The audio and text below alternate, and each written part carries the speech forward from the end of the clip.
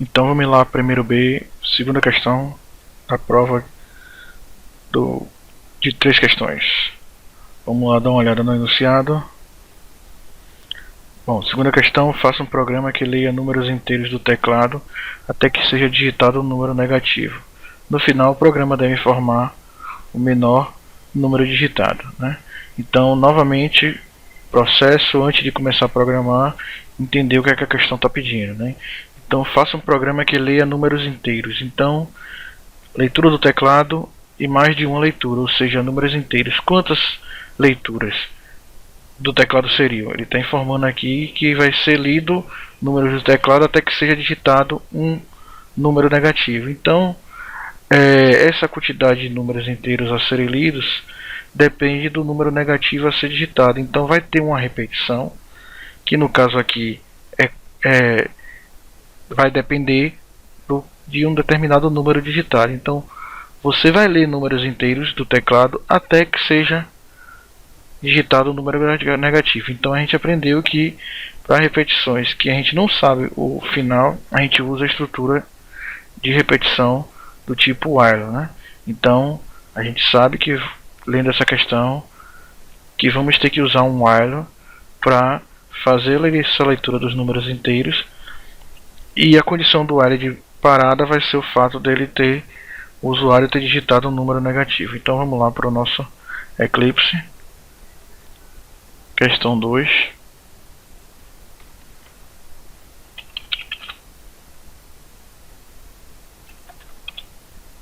Marcando o método main.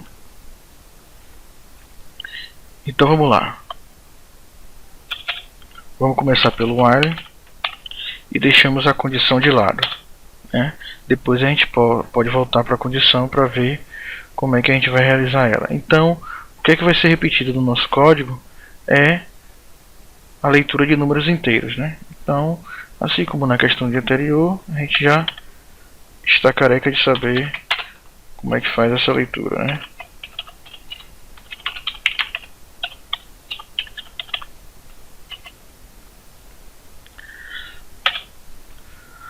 Como não tem nenhum armazenamento ou reutilização dos dados, a gente pode novamente deixar a criação, né, da variável aqui dentro do while. Vamos precisar de um scanner, né? Então o scanner criado fora, né? Como também poderia ser criado lá dentro, mas por questão de didática e de costume, vamos deixar ele aqui do lado de fora.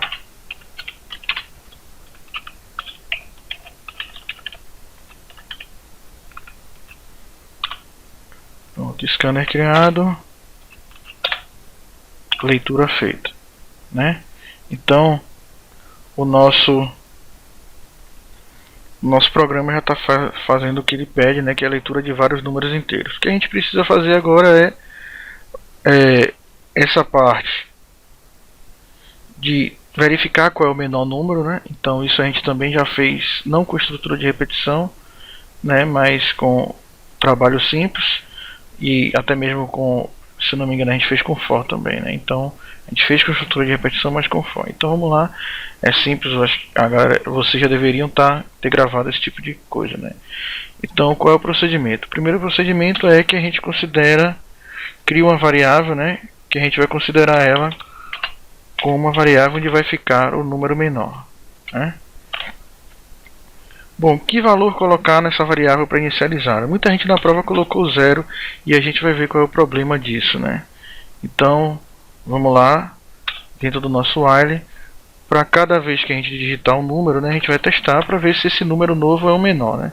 Então, if num for menor do que menor, né? Quem é que passa a ser o novo número menor? É num, né? Então se num for menor do que menor, ele passa a ser o novo menor.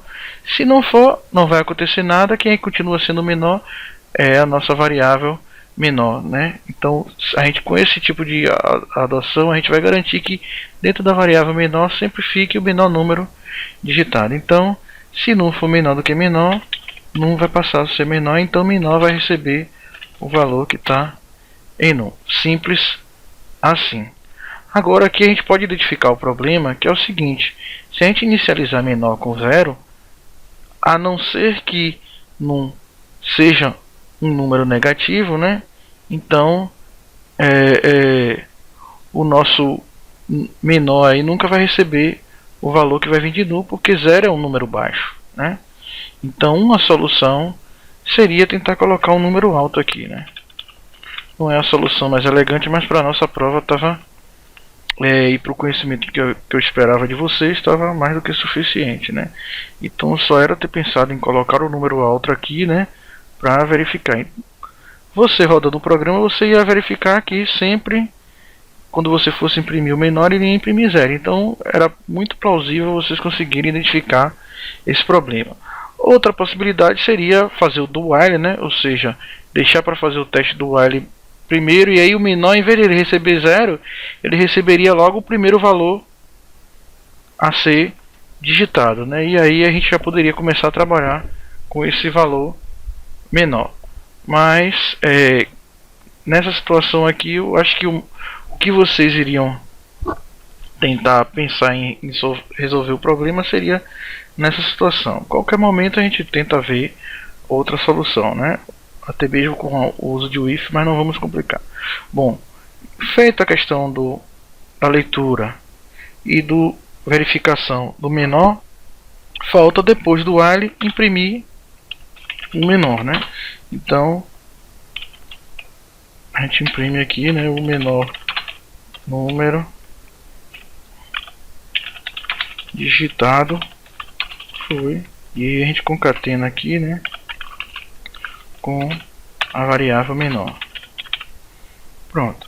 O que é que falta agora? Falta a gente matar a condição do nosso while, né? Então o programa lá diz que a gente vai fazer essa repetição até num receber um número negativo, né? Tá aqui. Então a gente vai botar uma condição aqui que faça essa repetição acontecer enquanto num for positivo, porque quando ele for negativo vai dar falso e a gente sai da nossa repetição. Então o nosso teste condicional aqui é enquanto menor for maior igual que 0, certo? Então quanto menor for menor do que 0, ou seja, negativo, ele vai dar falso aqui e vai parar de repetir. Enquanto menor for... menor não, desculpe, errei, né? Num, que menor é a nossa variável que a gente vai utilizar para testar. Mas se vocês repararem, isso foi um erro que aconteceu muito na sala de aula e eu corrigi no dia do teste com o while, né? A gente viu que como é que eu crio uma variável aqui dentro e estou utilizando ela aqui antes, né? Então a gente não pode, a gente aprendeu que não pode isso. Então é necessário que o num seja criado aqui fora, né? Então it num. Só que a gente vai perceber que o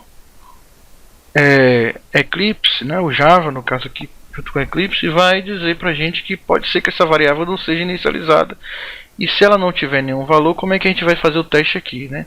Então foi a dica que eu dei na sala de aula, que muitas das vezes a gente, para solucionar um determinado problema, né, a gente coloca um valor na variável de condição do while para ela poder simplesmente entrar no while, mas que esse valor não vai afetar no cálculo lá dentro, ou no seu uso lá dentro, né? Então isso é uma coisa que a gente tem que verificar, né? Se essa forçada de barra aí para que entre no while não vá alterar o código lá dentro. Nesse nosso caso não tem problema, porque a partir do momento que ele entra, num já recebe um novo valor.